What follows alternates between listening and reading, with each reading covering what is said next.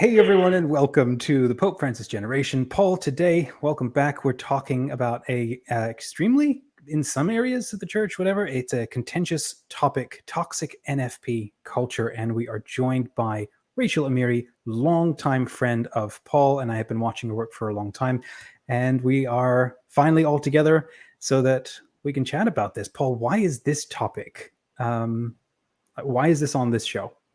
Yeah, just before the show, Rachel brought up that her and I were arguing about this in Catholic NFP Facebook groups before we even knew each other.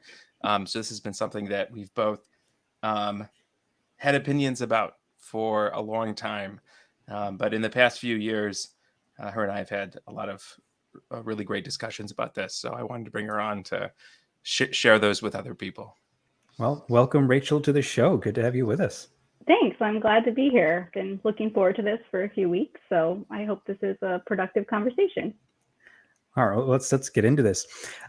Friends, welcome to the Pope Francis Generation, the show for Catholics struggling with the Church's teaching, who feel like they might not belong in the Church anymore, and who still hunger for a God of love and goodness. Your hosts are me, Paul Fahey, a professional catechist. And I'm Dominic, someone who needs catechesis. Together, we're taking our own look at the Catholic Church, her teachings and practices from three views that changed our world. And those are the Kerygma, the Doctrine of Theosis, and the teachings of Pope Francis. Together with you, we're the Pope Francis Generation. Over to you, Paul. Yeah, so I normally have a bio written out and a formal introduction. This conversation is going to be, I think, quite a bit more casual. As way of introduction, I'll say, don't tell anyone else this, but you are my favorite contributor for Where Peter Is. So those are the credentials that I'm going to be leading off with. But as far as NFP, well, I think first I should give a general disclaimer. As the title indicates, we're talking about NFP. So we'll be talking about topics concerning sexuality and also topics concerning pregnancy loss. So just a heads up to listeners. But yeah, Rachel, maybe you just introduce yourself as far as your expertise that you bring to this discussion. Sure. So we've gotten to know each other through Where Peter Is, where I'm a contributor also. But kind of before that, I'm a lifelong or marriage-long user of natural family planning. My husband learned, and I learned it before we got married, so did the whole, Catholic thing. And I started teaching natural family planning in 2013. I was a Creighton model FertilityCare Practitioner. I started training while I was pregnant with my second child. The reason I got into teaching was because of experiences early in our marriage of infertility, and I had found naprotechnology and resolved some health problems that had been preventing us from conceiving, even though we were pretty young when we got married. And I had found that to be like a really life-giving, helpful source in our marriage. And I really had taken on a role with my friends of like being the one who knew about NFP stuff, just because I had all of these experiences of like complicated charting situations and then breastfeeding and charting and all of the difficulties that brought. And so I really wanted to encourage and empower other women to learn about their bodies in the way that I had found so beneficial myself. So I started teaching in 2013, and I'm in St. Louis, Missouri. So we are kind of like Omaha of the South. So the Pope Paul VI Institute, where Creighton Model began, is in Omaha, Nebraska. And two of the co-founders were always in St. Louis. And so we had like a training program here, and I was able to establish myself in a doctor's office and teach there. So I taught a lot of clients who were postpartum or dealing with infertility. It was a breastfeeding medicine practice. So I had a lot of women who were in really difficult charting situations. And interestingly enough, most of them were not Catholic, just because of the demographics of where I was working. So it was kind of a different experience in terms of actually teaching. And then I kept teaching until I experienced a stillbirth in 2019. And it was really unexpected and a very traumatic kind of loss experience. And I had already kind of been looking for an off ramp from teaching. It was just, we can get into why. But that was really just kind of like, I can't do this anymore. And so I stopped very abruptly. I just didn't return from bereavement leave and transferred all my clients. So since 2019, I've been thinking and writing more kind of about sexuality and about NFP, and just thinking about how my experience like framed my experience of Catholicism, how it became part of my identity, and noticing more and more of these issues and kind of like putting pieces together. So I think that in our conversations in the last few years, that's kind of where I've landed, is realizing some of these tensions that existed, and kind of moving past them. And I feel like a healthier direction. So that's my background. Yeah. I should probably also say that I not only taught clients, I helped like write a program for teens that we present in the St. Louis Archdiocese. It's called The Wonder of Eve, and I was working on that even after my loss. And my husband and I, we would go to marriage prep sessions, and we'd be the witness couple giving our experience. And I think a lot of that would still apply. A lot of our witness to our experience would still apply. But I haven't returned to give more witness talks because it's a lot. There's a lot that goes into my experience now with it that I think is hard to kind of package and present to strangers. Yeah. Yeah. So we could say you have been neck deep in NFP culture for a long time, and now like taking a couple steps past it are kind of examining your experiences and examining what that is. Yeah, I would say so. Like, it takes some time, I think, being out of it, where you're used to having the same conversations with people. You're used to, how do we convince people to try this? Or how do we support people who are using this? And I still think those conversations are really important, but it also helps to have like this outside like distance. Yeah. You know, we still use NFT. I'm not gonna stop, you know, but I have more of an adaptable sort of view of how it should work in my own life and marriage, where it's not like this defining feature where it has to be this model and it has to be practiced this way. And if not, then there's risk. Yeah.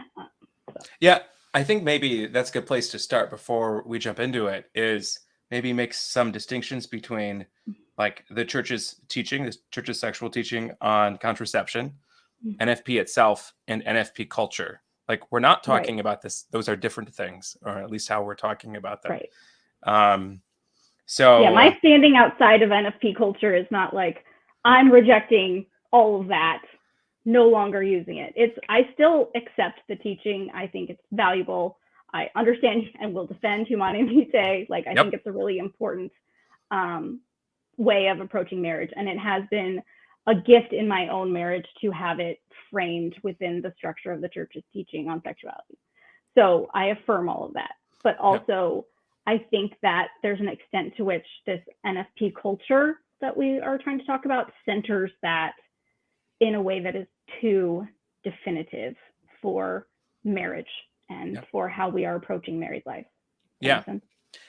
I mean, I think Humanae Vitae is a incredibly important document, not even just in regards to sexual morality, but also as a social document. I mean, people talk about like the predictions or prophecies that Paul VI and VIII or whatever, and how they're coming to pass. And maybe that's overblown, but he definitely had an awareness of like the signs of the times, right? That I think is still valuable. And in your marriage, you still use NFP. In my marriage, we still use NFP. We're talking, when we refer to NFP culture, we're talking about something different. So I guess if people are listening to this so far, I'm going to assume that a lot of people know what NFP is, but maybe we should give like the 45-second. Sure. What is NFP? I'm sure you've done this spiel more than once. In a nutshell, yes. I've given the spiel a few times. And so natural family planning, or NFP, is a modern method of family planning that's based on the signs of a woman's fertility. There's several different ways of reading those signs, but the signs are her basal body temperature shift, there's her cervical mucus or cervical position, and there's a number of hormonal signs that can now be monitored fairly easily and cheaply. So there's a number of different ways of utilizing these signs to be able to identify the limited span of time during each cycle that a woman could actually get pregnant if the couple has sex. So these are taught in different contexts, in different ways, used by different people.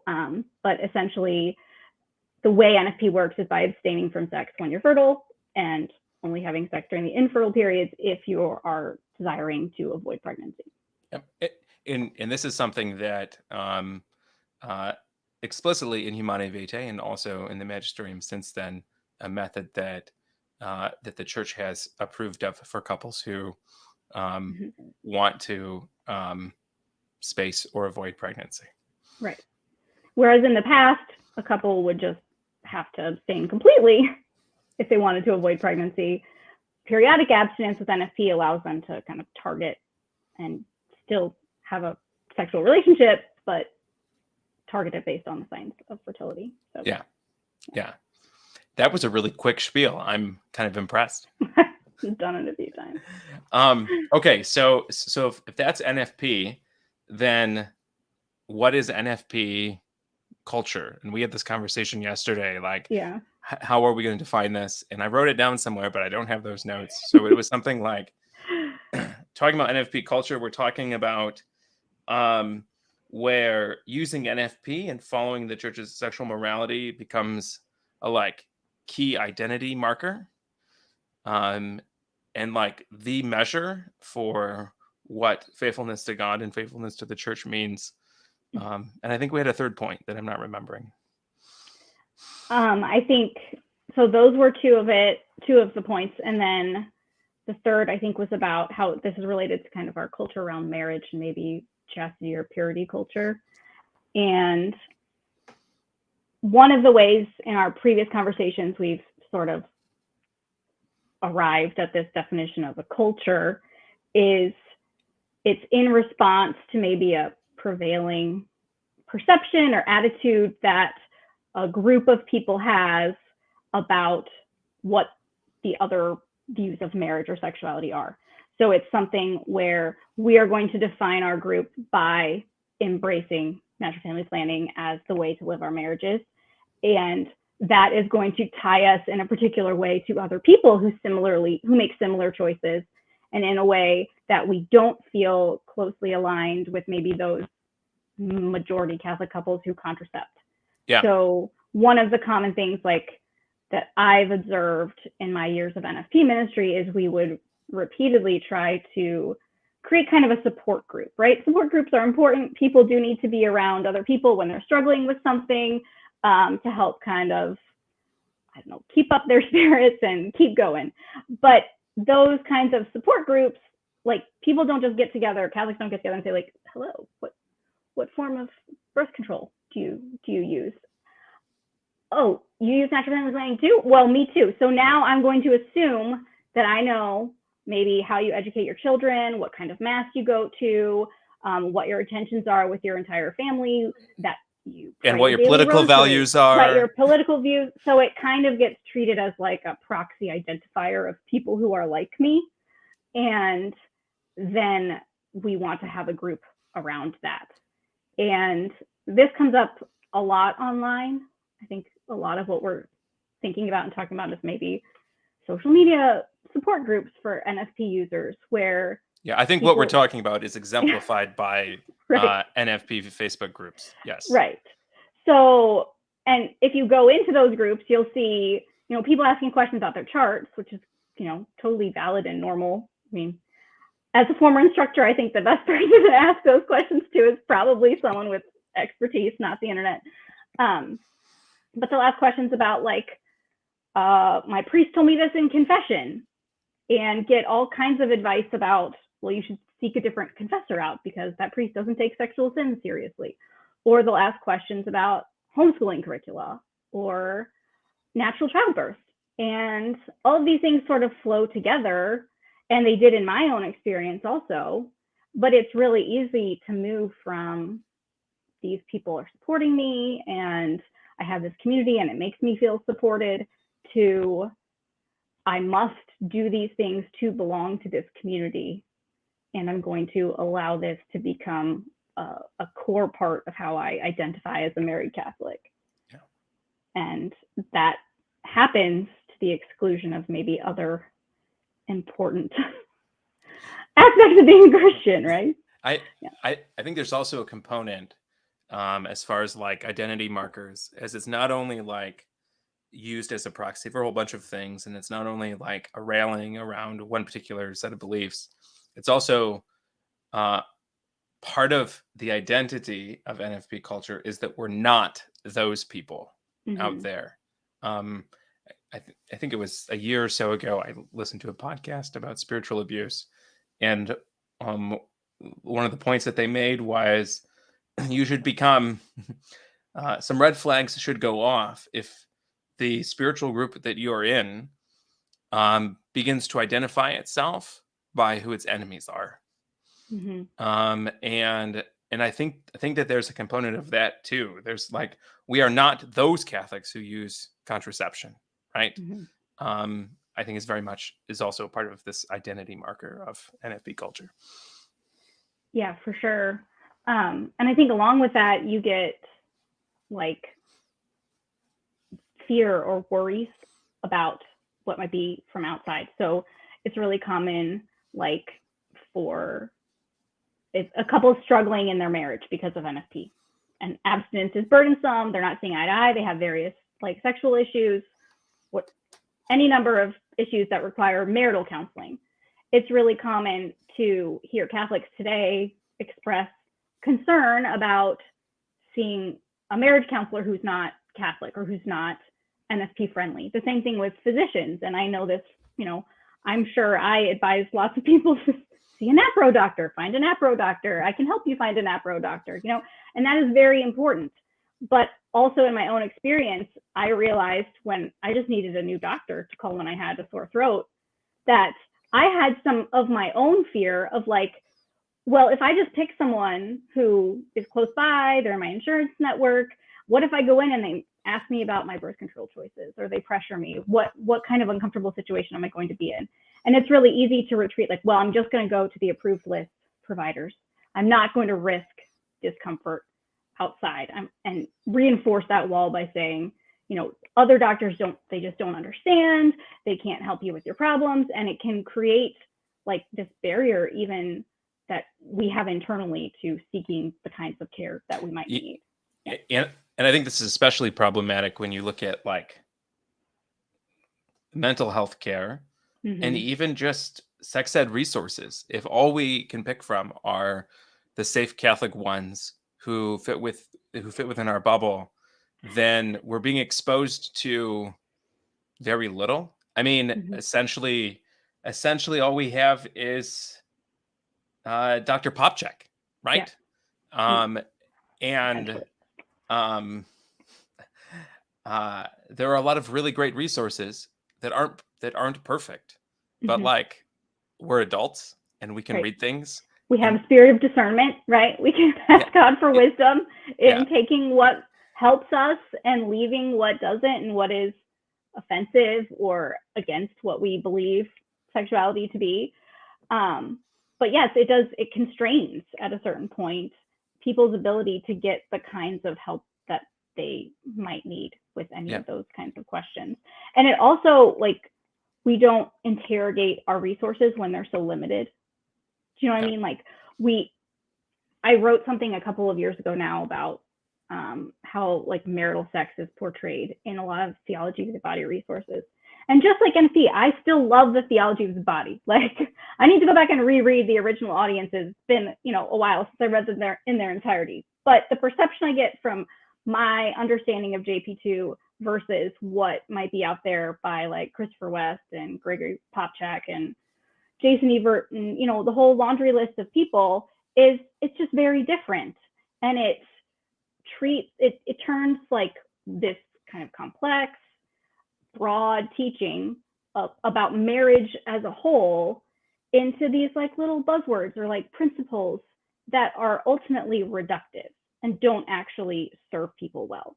So you get weird ideas like sex itself is a sacramental source of grace that like pours the life of Christ into your marriage when you have sex, which is a very strange idea that is just honestly nowhere in the actual theology of the body. So it's certainly not in the catechism. Yeah, I don't know where you guys came up with that. I mean, so I think it is a source of grace within the sacrament of marriage, but it's which not. has a lot of sources of grace, right? Like, changing diapers are a source of grace in the sacrament of marriage. Yeah, helping, like, do things around the house, helping your children, teaching your child their fractions homework without losing your cool. That is also a source of grace.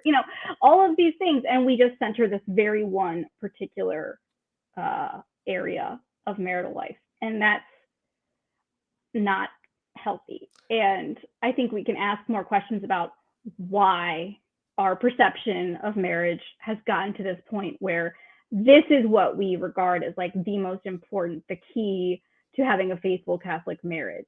And I think it's both like the influence maybe of the the outside culture. So we have like a sex obsessed culture where we just kind of import that and sort of baptize it. Like Christopher West talked, way back before he re-examined his way of approaching things, would talk about, Playboy guy, Hugh Hefner. He had like the desire for union deep within. Or even a podcast I was listening to yesterday was saying how most of the young men that he's counseling who are going to college or preparing for marriage have been addicted to porn or are preoccupied with overcoming pornography.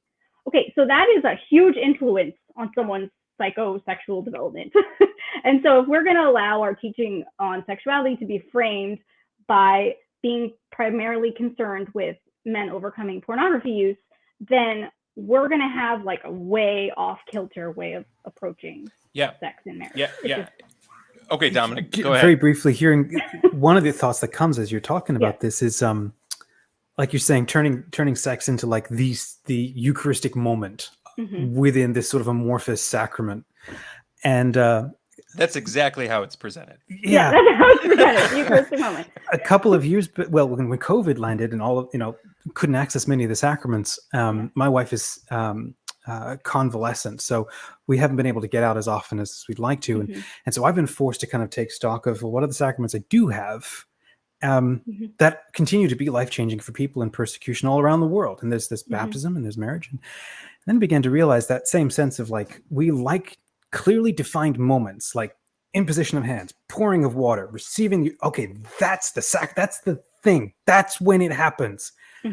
And marriage is like this, and baptism are these two sacraments where there is no clearly defined moment. It's an attitude, it's a state of living, it's a constant permeating. It's a vocation. It's an identity. Vocation. Right. Yeah. And God is going to use all different kinds of moments in your married life to pour that grace in. It's not just going to be this one way. And depending on the circumstances, that might not even be the privileged way of God's pouring his life into your marriage, like spouses with chronic illness, or where one is going to be caring for the other, or where one is grieving. I have that experience, that those are situations where the grace of matrimony is going to be a lot more like alive and experienced in a tangible way than sex, which is great. But also, I think we just sometimes make it into this superhuman thing when it's a human experience of communicating your union and togetherness, and God bless it, but it's not the most pivotal thing you're going to do together. And it seems like an adolescent male idea to me to suggest that the most pivotal moment that a couple is ever going to have is this like intensely sexual, like pleasurable moment. That always has struck me as, it might be the Catholic feminist in me that comes out, but as a woman, women have very different experiences of sex and sexuality than men do. And so when it's framed as this Eucharistic moment, well, yeah, it is for you.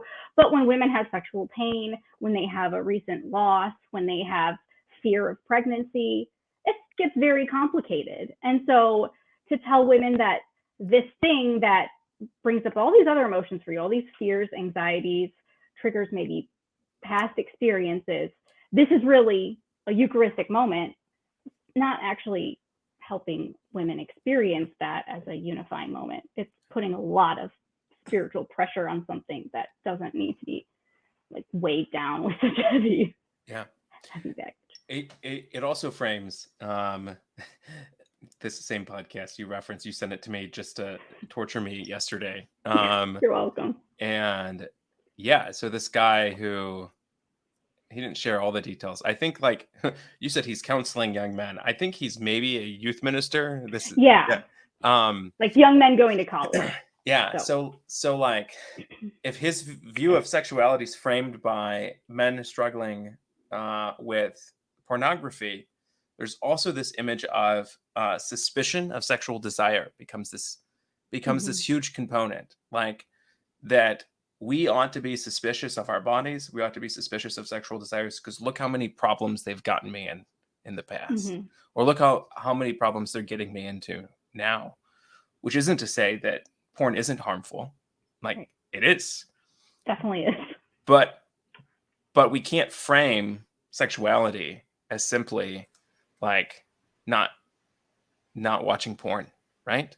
Right. And it leads to these conclusions where I think I called it angelism. I don't know if that's actually what it's called, but this idea of like we love with our minds and our wills, and our bodies get in the way of us being able to love. So it'd actually be better if I just sat on the couch and like, contemplated my spouse, that sexual desire would just like muck that up. Right. One of the best conversations that I've heard on purity culture was by Link and Rhett from Ear Biscuit, and they're two deconstructing former Christians, and they took apart incredibly raw way purity culture as Christians, and how the buildup that they had in their minds as young, virile, young men, and they end up bringing on their wives towards the end as well, and ask them, so what was going on in your minds as women in purity culture? And anyway, if somebody wants to go more into that, it's again one of the best and most real discussions I've ever heard by two men and then their wives. But this sense of like, I like how you've put this, Rachel, with this, the people who are most approaching these topics are the ones who haven't resolved their own sexuality as an aspect of themselves.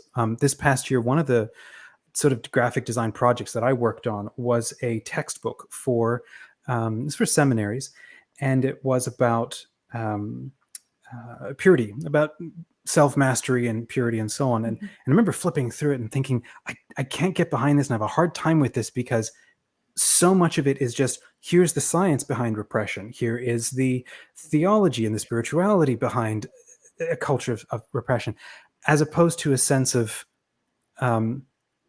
integrating it, understanding what it's for. And I can't remember who it was who said this. Actually, it was somebody I was reading, some Hindu person, and they were saying there are three things that change you: is learning and service, and that was the third one, I can't remember. But learning and service and so on takes a lot of that energy and so on, sublimates it, and actually helps you to fully integrate it. As long as you're like St. Francis, rolling around on thorns, dang it, brother donkey, and so on, trying to get control of himself. And then at the end of his life, he's like, I wish I'd been kinder to my body. I think I finally get it now. It's this annoying dualism. And it's these people who keep approaching popular topics. And the young people go to that because, well, it seems like, I don't know, they're a step ahead than I am, but I don't know. Yeah, it's a weird mix where you have both the elevation of sex within marriage as this pinnacle, but also this suspicion of sexual desire and sexual pleasure. And they wouldn't say, like, I'm sure that the couple on this podcast wouldn't say that they have a suspicion of sexual desire and sexual pleasure, But the way that they were talking, that's like, anytime you do anything sexual with your spouse, that you don't have consciously on your mind, like the good of the other, that it's about you, you're venially sinning. And I'm like, but how do you even do that? Hooray for smartwatches and Thomas Aquinas. Am I okay? Yes. like I mean, much more healthy was one of my professors in college. We had a Christian marriage class, and he was like, think of an archer. Like you set your will and your heart towards what's good, but then once you let go, you don't have control between letting go and the end.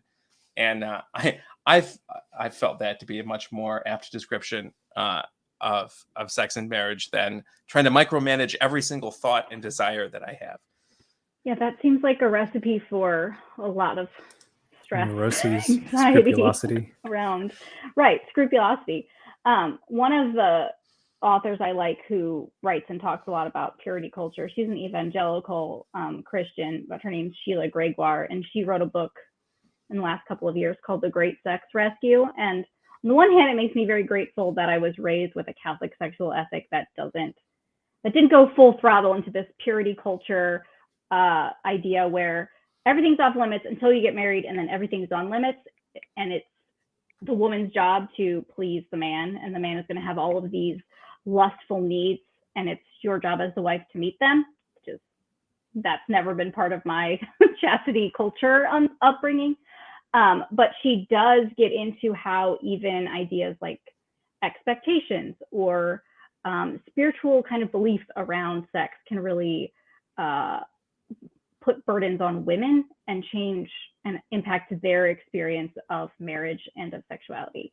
And I think that is a really important kind of aspect of maybe NFP in practice and NFP culture, where women do need to be open to the possibility that maybe some of the habits that you've taken on in terms of like, I need to be the gatekeeper, I need to keep my husband in line, we have to follow church teaching together, it's my job to drag him to heaven, that's my role, I need to keep him from sinning, so I need to do this well, and I need to communicate to him and somehow get him to like this. And then all of the woman's actual sexual experience kind of goes on the back burner because she's preoccupied with managing the moral framework of the entire relationship. So that is something that you see quite a lot too, that people talk about in NFP support groups, because it does require support. But we aren't supporting people when we're telling them, just reinforcing how great sex is, how important it is for it to be open to life, and expecting that to somehow like magically like make everything okay and divorce proof their marriage or whatever we promise these days. It doesn't really work like that. It works by you both mutually together, openly facing whatever this brings up for you. And that's all there is. It's going to be different for everybody. So you hit on something that is another phenomena that I see within NFP culture is like I've heard different women express it in their own words, but this idea of like the times of the month where we can't have intercourse because we're avoiding getting pregnant is a relief, because then there's a sense of like, I don't need to manage this anymore. Mm-hmm. There's just like, there's a red sign on the door and we don't even have to talk about this. Mm-hmm. Which sounds so burdensome. Right. And not at all a mutual thing. Right. Like sex should be life-giving in a marriage, not just like baby life-giving, but unifying, right? And so it should be a big red flag if you're experiencing relief from not being available, or however they might put it. That is something like, what is happening for both of you? What is happening in your relationship that is the phenomenon? But we don't interrogate that when it makes it easier to use NFP, right?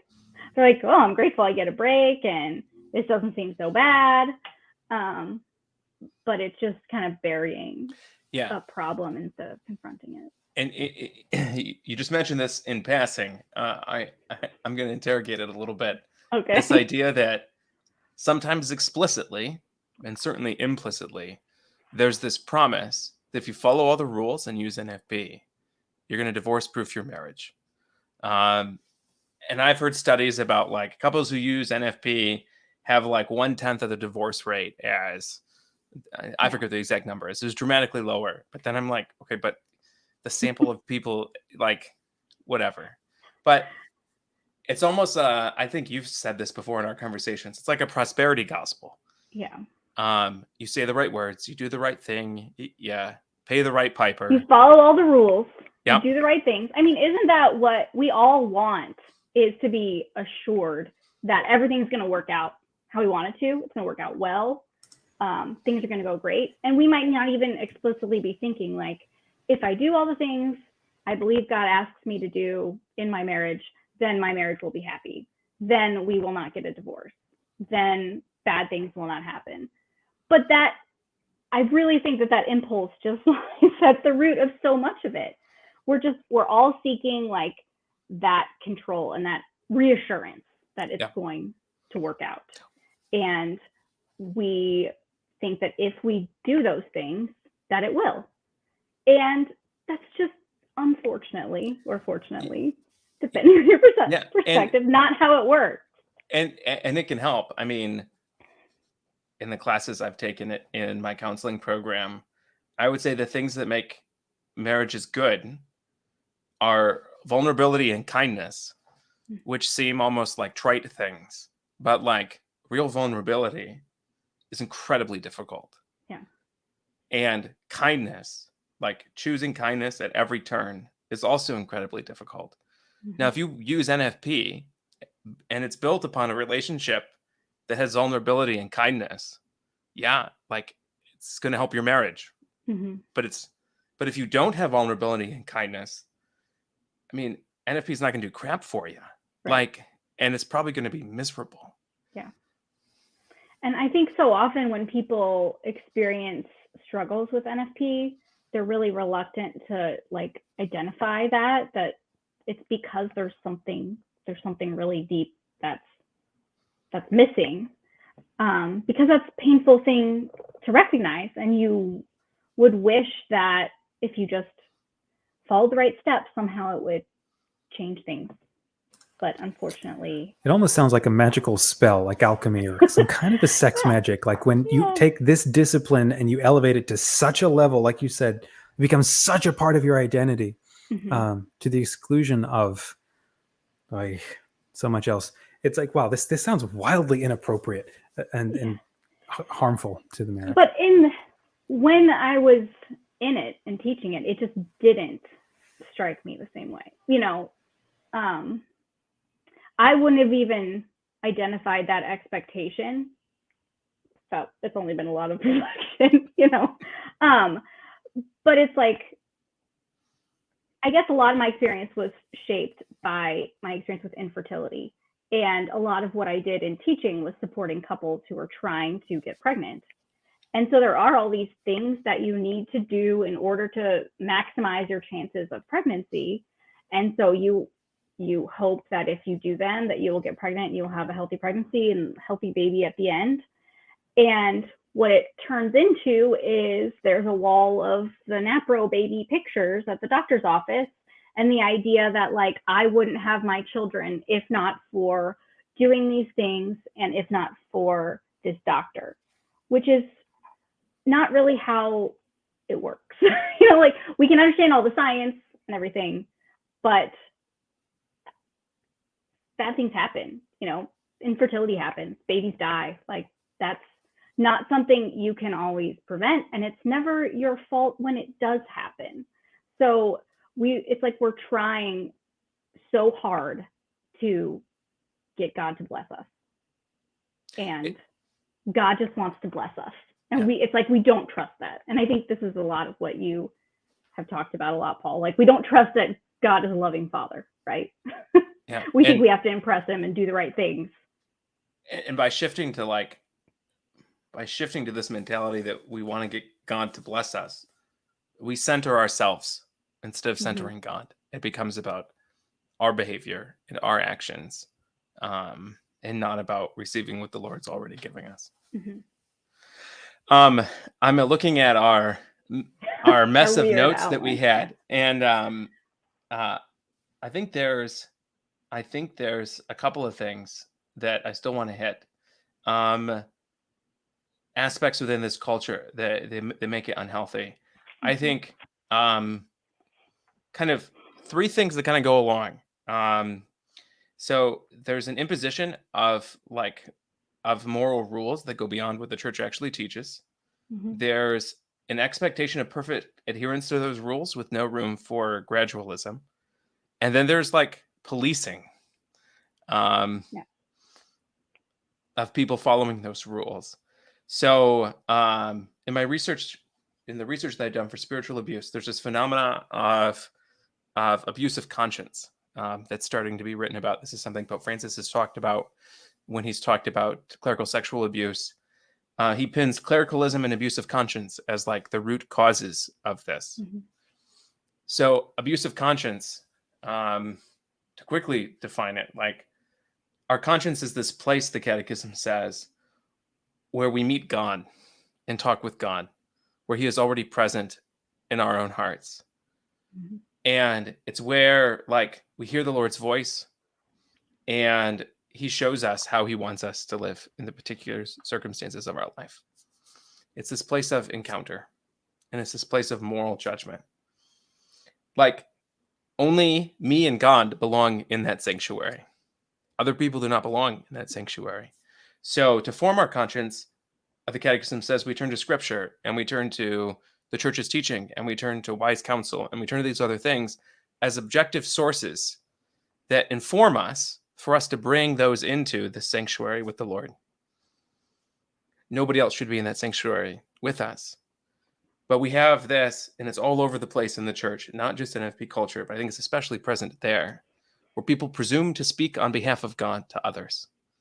And they do that by either saying, God wants you to have more children, or God wants this of this particular situation in your life. Or we do it by, the church teaches this, because church teaching weighs on our conscience more than someone's personal opinion. What the Catechism says means more than what Christopher West says. Yeah. But if we present things as if it's church teaching, explicitly tell people, this podcast you sent me, I think 6 times they said, we're going to tell you what the church actually teaches. And then the only thing they cite about church teaching is something about grace. They say nothing about sexual morality, and their whole conversation's about that.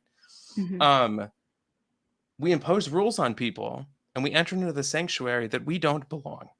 And the consequence of that, from the articles I've read about abusive conscience, is that people are left not knowing, not having certainty what's the voice of the Lord and what's the voice of the person who's invaded my conscience. And this is such a problem with NFP because discerning whether to have another child is something that the church unequivocally leaves to the couple. That's explicit in Gaudium et Spes. It's the couple and no one else should decide. That is, I think, paragraph 50. I don't know. I've cited that one a million times. But that's a sure sign of a toxic culture, right? A toxic subculture in our church. If we are contravening in our just regular standard advice, what actually exists in the ecumenical council, documents of ecumenical council. But it's such a problem because a couple needs to have the skills and the understanding and the habit of discernment and knowing what that involves in their lives. So people would much rather, Simcha Fisher wrote in her Sinner's Guide to NFP, she wrote, why doesn't the church just make a list, a whole chapter? Because this recurring question always comes up. Are my reasons serious or grave enough? Should we have another baby? Is my fear, is my mental illness, is my physical health, are these serious reasons enough to avoid pregnancy? It's you are the only one capable of deciding that. God trusts you with this responsibility. The church affirms that God has given you this responsibility. That's what Humanae Vitae is about. It's about responsible parenthood. And we are in this habit of, that's scary. I would rather you just tell me what I should do. Yep. So please Yep. just give me the shortcut so I can be sure I'm not displeasing God. Give me the shortcut answer, and then I'll do that. And that's not it. In one theory of counseling, I forget which one. I should know this. I'll be quizzed on this. One of the goals is to help people embrace the freedom that they have, because we have this impulse within us to abdicate our freedom, to give it to somebody else. We don't like the responsibility of having to make a choice. And I mean, I experienced that, but God's like, you're an adult. The church is like, you're an adult. You're capable of this. We do this like, again, I want to spend a whole podcast trashing that other podcast. They like go into all these rules about like, what does the church say is allowed when it comes to foreplay? And I'm like, read the catechism. Do you know what it doesn't talk about? It doesn't talk about that. So you know what you need to do? You need to pray. You need to examine your own conscience, and you need to have vulnerable conversations with your spouse. Yeah. That's what you need to do. Right?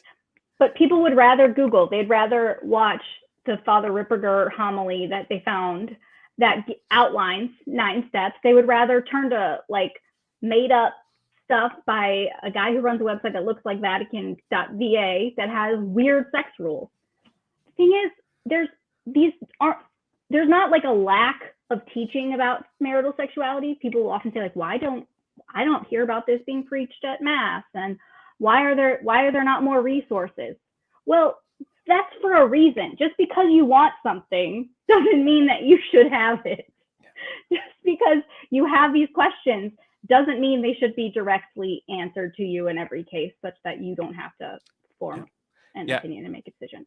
But it's really hard to do that when you are afraid, like, if I am only allowed to postpone pregnancy for grave reasons, then if I don't have grave reasons, am I mortally sinning? Am I possibly going to hell? All of a sudden, like, this is just laden with like eternal consequences. We can't just allow people, sometimes you might make a mistake. Like, but God, do you think God is going to send you to hell because you conceived 3 months later than maybe theoretically you could have? But no. People believe that. But people and they believe that with full sincerity, because that's what they've been told their entire life. Mm-hmm. Even though, I mean, I tell people, oh man, I was a part of this. And this was years ago. Don't judge me. This men's NFP group on Facebook. Mm-hmm. The whole thing literally blew up. Like, by blew up, meaning like the admins shut it down because they were talking about porn or whatever. And I was like, you can't just say that that's a mortal sin. The catechism says you have to meet this criteria for mortal sin, and there's such thing as like reduced culpability. And I quoted the catechism, and people lost their minds. Yeah. Like the meme with like the Joker from Batman, like, people lose their minds. People lost their minds. And I talk about culpability all the time. I write about it all the time, and it shocks people still. Yeah. And the church has explicitly written in the catechism, but also there was a CDF document that came out after Humanae Vitae, where the church explicitly said the things that reduce culpability also apply to contraception, because they apply to everything. Right. But there's no room for that in this discussion. It's if you break a rule, you've committed a mortal sin, and if you don't confess it, you're going to hell, and you need to confess it before you take communion. Yeah. And that's the line that everyone's been told their entire life. Mm-hmm. And it does damage. I mean, it continues to skew the perception of what's important. No one says that about like being unkind to your spouse. No one says about like losing your patience with your children. Don't say, be sure if you screamed at your kids on the way to Mass this morning, you don't take communion. Yeah. No one says that. Right? I've never screamed at my kids on the way to Mass. I hope not. Yeah. But we would easily, in those situations, even if someone did scream at their kids, think of mitigating factors. I was tired. They just weren't listening after the 18th time. All sorts of reasons you can come up with mitigating factors. You should still apologize to your children, probably go to confession for screaming at them. But why can we be so kind of deferent to our own weaknesses in some circumstances, but not in others. Yeah. Like for me growing up, it's it's cathartic hearing you two just go at it and stuff. Because as a kid, I was always so terrified after the moment of a sin of, I don't know why, terrified of the loving kindness of Christ. Because at that moment, I've now turned God into a Zeus, and I'm just waiting for that thunderbolt. You know, my parents would always say, at any moment now, you could die, and that's it. Bye-bye. Until you get to confession, you're on the outs. And I'm like, it would get to a point where I would be literally shaking in the middle of going through something I shouldn't be doing. That's so But I sad. wanted to go through with it because reasons. And then afterwards, I'm like utterly terrified. Then there just came a point, basically when I got started dating, getting married, that's when things started to turn around. I began to realize, wait a second, this is a little too much. And I needed to rediscover everything. But there's one point that you made about always wanting the pat answers, right? And then Paul, you're talking about the inner voice of conscience and this inner sanctum where God dwells and guides and maybe pulls you 1 degree at a time to make the next right choice, to do the next right thing, however small that might be, but you get it, you understand it. Somebody else is further along. I look at that and think, this is a crap decision, but it's like, well, it's the best I can do where I am or something. Mm-hmm. And it feels so forceful to me, the need for example, a return of a wisdom-based culture. This sense that the Holy Spirit and God dwells and is present and is guiding and lives within us, which is what we teach, as opposed to the culture of, as we keep experiencing the First World West, where God is extremely far away and you need teachers to mediate the truth to you constantly. And most of us end up growing up hating education for all kinds of reasons. And then when we go to the church, she's just another magistra. She's just another teacher. It's like, okay, I want to pass the test. Just tell me what to do so that God likes me and leaves me alone. And if that's the ground bed, and then you introduce something like this, like, oh, this is some kind of a life generating ritual I get to perform. And like you say, God can bless me if I grind harder. Well, that was meant to be a computer game reference, but if I work harder at it, he'll be happier with me. It's like, oh, it's sad. All of the foundations, all of this is wrong. And anyhow. It's so skewed. Yeah. I mean, one of my concerns, I think, when we were coming into this conversation was opening up to, so if someone is maybe able to step outside their experience of NFP and identify, like, there's something about this experience, this identity I've constructed, this culture that's not serving me well. How do I move past this? What do I do next?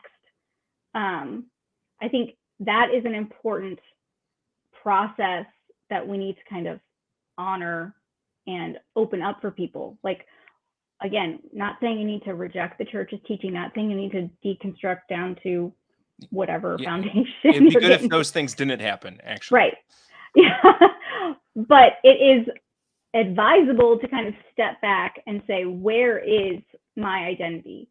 Is there something inside of me that is trying to please God with this behavior? And therefore, I'm not being honest about how it's affecting me, how it's affecting our marriage, and I'm avoiding, like, the growth that God is actually inviting me to. The first step, even behind that, I think, is we have to know that God is actually good. Yeah. And that he's not waiting for us to slip up and make a mistake, that he's not waiting for us to just perform for him. The first guest we had on this season, Brad Jersak, and I'll keep recommending this video for years. He has a talk called The Gospel in Shares. But he proclaims, like, who God is in such a beautiful way. Like, God is the one who's chasing after us. And he references the parable of the shepherd with 100 sheep and one goes astray. The shepherd goes after that sheep. And the quote from the gospel is, until he finds it. He's not stopping. He's not waiting for you to take a step towards him. He's already there. And he's not there to chastise you. He's not there to get mad at you. He's there to celebrate that he's with you. And, like, we have to mean, I only came to understand that by like an act of grace, because I'd say that I knew that in my head. I didn't believe that until the Lord like broke through. But that's the first step, because if we don't actually believe that God is good, if we can't trust that he's good, how can we be vulnerable with him? How can we even enter into that sanctuary with him and receive what he has to say to us in a healthy way? All of it's built on actually believing that God is good. For sure. And I think people need to experience God's goodness to be convinced of that. It's not something that you can only intellectually grasp. And so everyone's life will bring them to opportunities to experience that by being open to it, by being ready to it, to receive that goodness.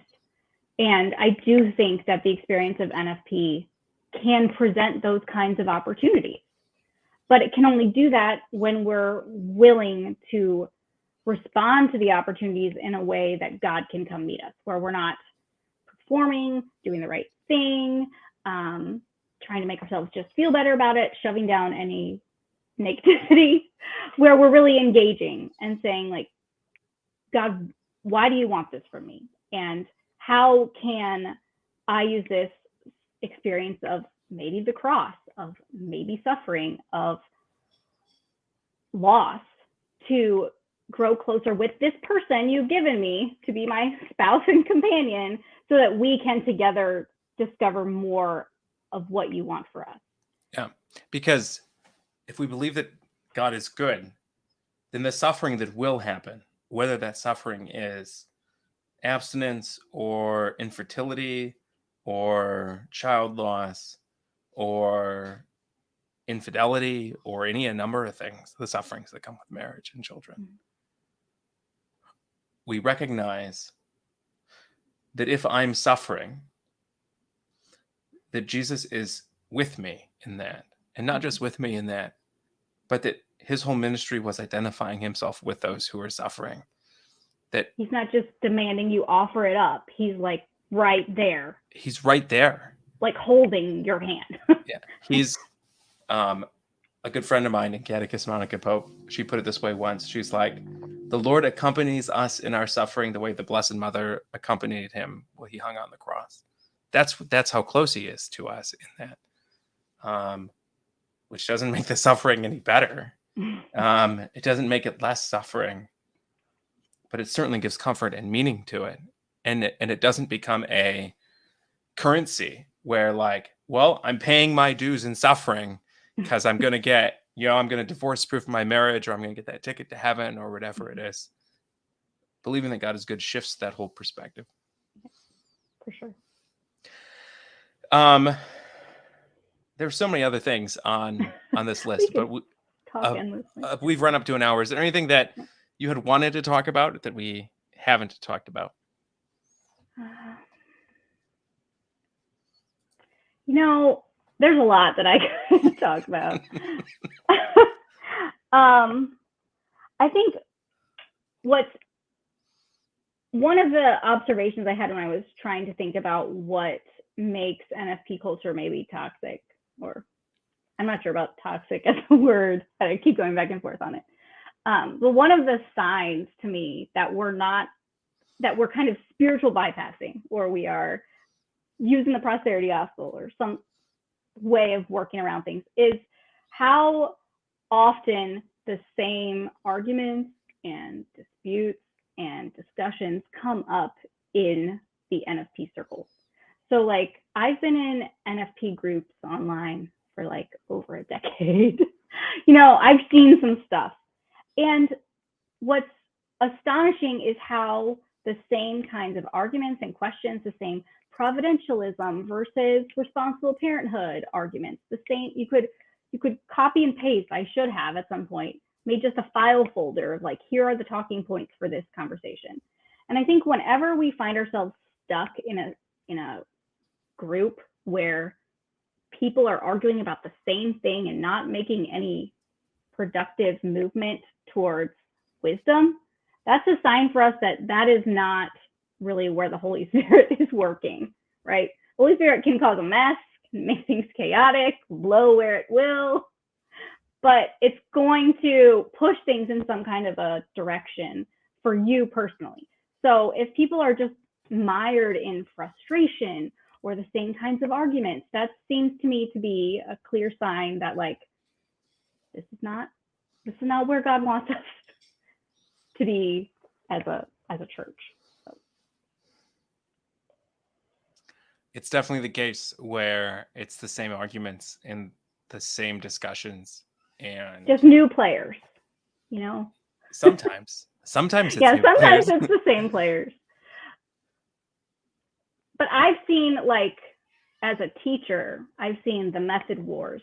I've seen the second and the third generation of, like, new instructors.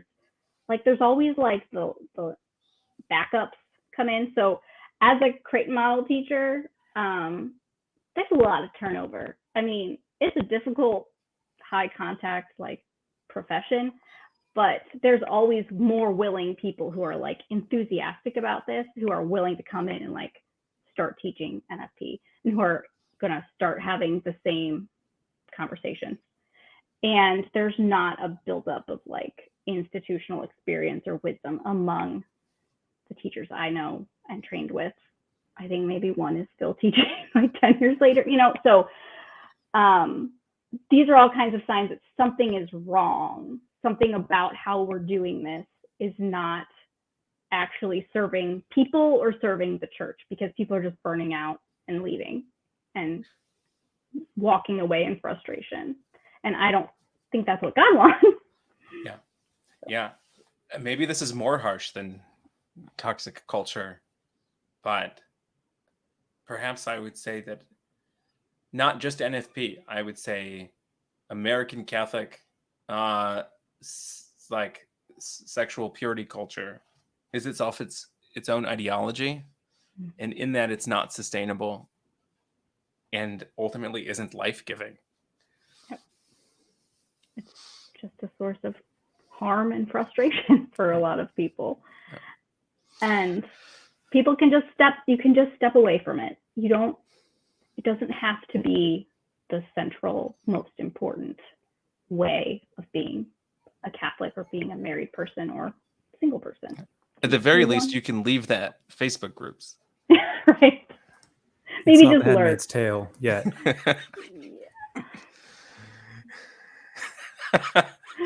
Okay, so I have to run and get my kids Yeah. from school, but not to start the method wars. I will say I used CCL. My wife and I used CCL, and then we used Creighton, and then we used Marquette, and I will sell Marquette to anyone willing to. I think it's probably a good fit for a lot of people. Yeah.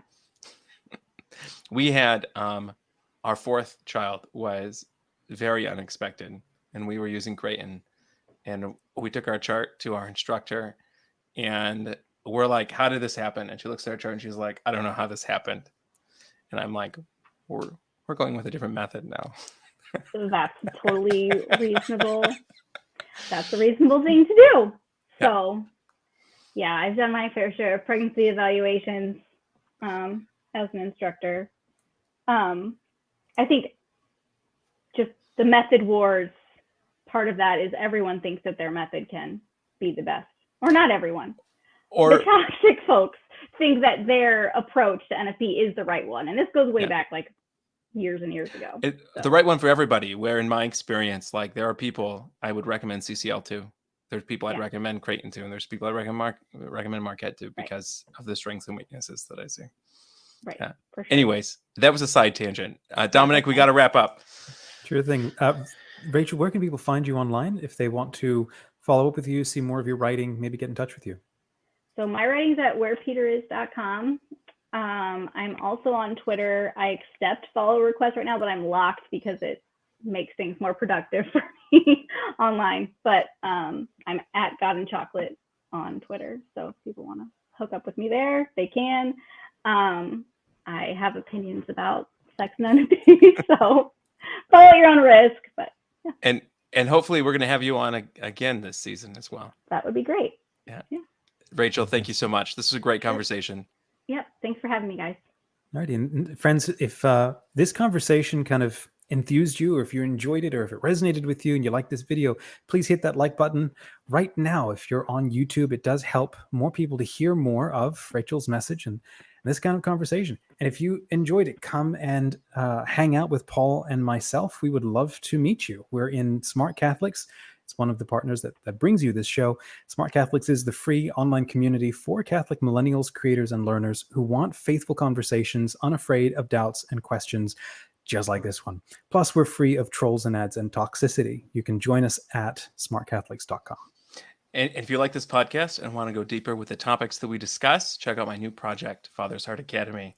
This is a community for folks looking for more compelling answers to their questions about Catholic teaching, who are tired of online apologists and clerics and the people we've talked about today distorting what the church actually teaches, people who are looking for a more beautiful gospel. I'm really excited to be helping Paul launch this. It's happening as a partnership with Smart Catholics, and you can be able to access it inside Smart Catholics. So it's fantastic. And you'll get special access and benefits. You'll get a private group of learners interested in discussing topics like these, getting the chance to meet with Paul regularly and discuss recent podcasts or current events in the church. He's holding seminars and workshops on specific topics and magisterial documents. Plus, you get members-only deep discounts to these workshops. The goal is to help us understand what the church actually teaches so that we can grow in our relationship with God and share his heart with others. You can join us at fathersheartacademy.com. And if someone's not ready for that yet, Paul, and they've got a question or some feedback, where can they go? Yeah, this podcast is hosted by PopeFrancisGeneration.com. Easy. Alrighty, till next time, friends, say a short prayer for yourself and for us. And remember, don't be afraid to ask questions. Doubts can be a sign that we want to know God better and more deeply. God bless you.